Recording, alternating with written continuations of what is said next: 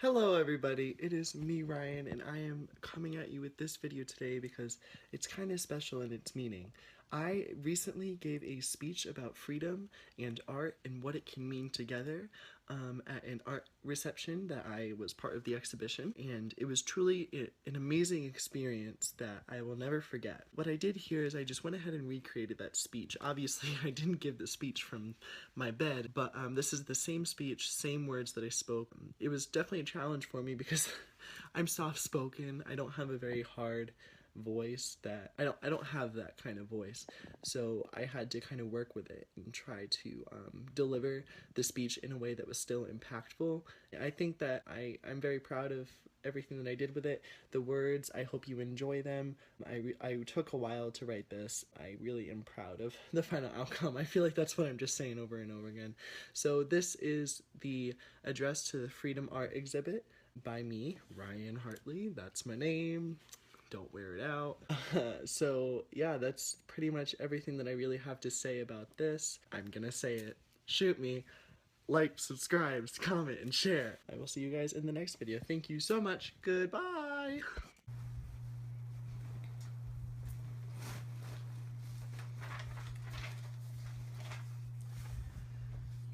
Freedom is a phrase that typically evokes feelings of immense power and colorful expression. Since the beginning of civilization, multiple groups of people stemming from different races, genders, cultures, religions, and values have had to endure the most oppressive, discouraging challenges imaginable. In the short span of 100 years, in the United States specifically, there were painful shouts from some of the most influential women for the equality of the sexes, formidable marches for the equal opportunity between races, showcasing the hand of a black man inside of the hand of a white man. And there were shouts of painful ardor from the LGBT community. We have witnessed the kiss delivered from one woman of Asian descent to another of Latino roots.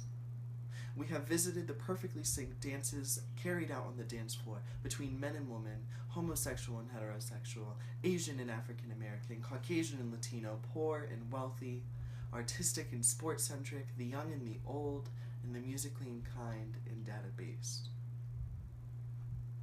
Despite the acknowledgement of these differences, humans have repeatedly failed to recognize the true similarity between the old white man and the young black woman. Together, they are beautifully connected through the soil beneath their feet. Mankind fails to focus on the soul of a person, rather judging them based on their physicality. For all of us, humanity is so precious. In a way we cannot simply understand. All that we can do as humans is to work towards that understanding. And now more than ever, we as the human race are beginning to develop that understanding with such richness and depth that it flows through every vein of our body, with every heartbeat. This is a heartbeat that we all feel. It is a heartbeat that every human has felt, that has walked the same path. A heartbeat that bleeds the same blood-stained paint spread across these canvases, the same blood-stained photographs that project themselves onto these papers, the same blood-stained fingertips that write these words at the control of their scribe. Born a slave, William C. Goodrich achieved the unattainable for people in his situation. He took his own freedom, the little that he first had, mustered up a deep courage, and made use of it. He grasped injustice with the palm of his hand and did away with it. His business and entrepreneurial expenditures only added to his achievements, allowing us to speak in this very room. My young voice echoes against the same walls his shouts of pain, happiness, and excitement did years ago. Our ability to stand here as one collective celebrating the concept of freedom is the result of the work done by some of the greatest men and women in history. A history that toils our brains so deeply yet so elegantly that we can take the lessons of the past and put them to use in the present. However, with the most bright details comes the intense struggle of the people turned into distant memories. One of my favorite stories, Solomon Northup's 12 Years a Slave, includes one of the most precious yet abused characters in literature history. Fictional or non-fictional, Patsy, a slave on a plantation in which Solomon Northup had the experience to work on, is the quintessence of every soul that wished to disappear into the sun, but has been repeatedly, over and over again, stamped further and further into the ground with every moon. Her will to live persisted through the countless days of picking cotton and giving up her body to some man supposedly devoted to the body of another woman. So much was her body given to this man that her nights turned to skin and bone. Patsy, a woman born of freedom, how we are all born of freedom, was so quickly robbed of it. Her toiled face and cotton dress strewn with sweat reflect the crisp folds of my shirt. Her unending work on the land she called home made the plans for the work I do here in my desk. The 2 berries she had for lunch that one hot summer afternoon reflect the flavor of the popsicle I had at the age of 5.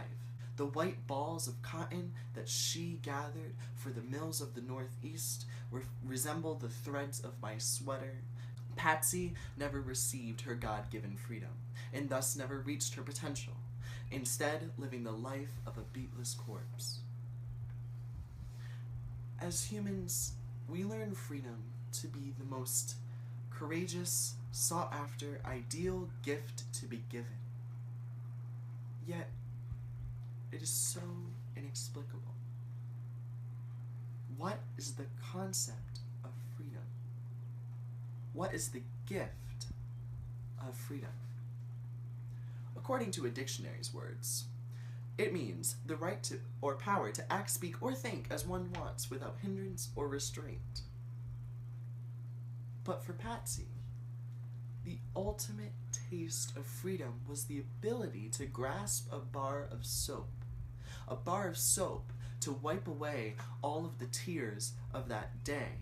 The taste of freedom could very much so be the steel engine rolling down the tracks laid out scores of years ago, or the smell of fresh lavender caressing thick skin, or the ability to speak this very essay. The significance of freedom is such a broad, expansive topic that not one definition can be accepted as truth. My own truth can be so far from the truth of the old Italian man sipping on his cup of tea in the northern villas of Italy, or the French businesswoman making a name for herself day in and day out in the fashionable streets of Paris, or the Latino woman working night and day just for her kids that she loves more than life itself. The world is full of wants and what-ifs. It's in our nature. However, if humankind would take a second to just step back and reflect on the life that we are destroying with all of these distractions, we would recognize the true beauty of life. A life that dazzles in the reflection of the sun.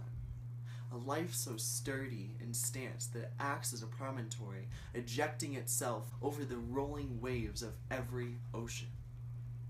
A life so wide and expansive that all galaxies are called to one central location. Make that location that all of the stars collide in your heart. And allow that sea of expansive unknowns flow to your mind. Your mind is so powerful. Put it to use. Choose to create, not to destroy.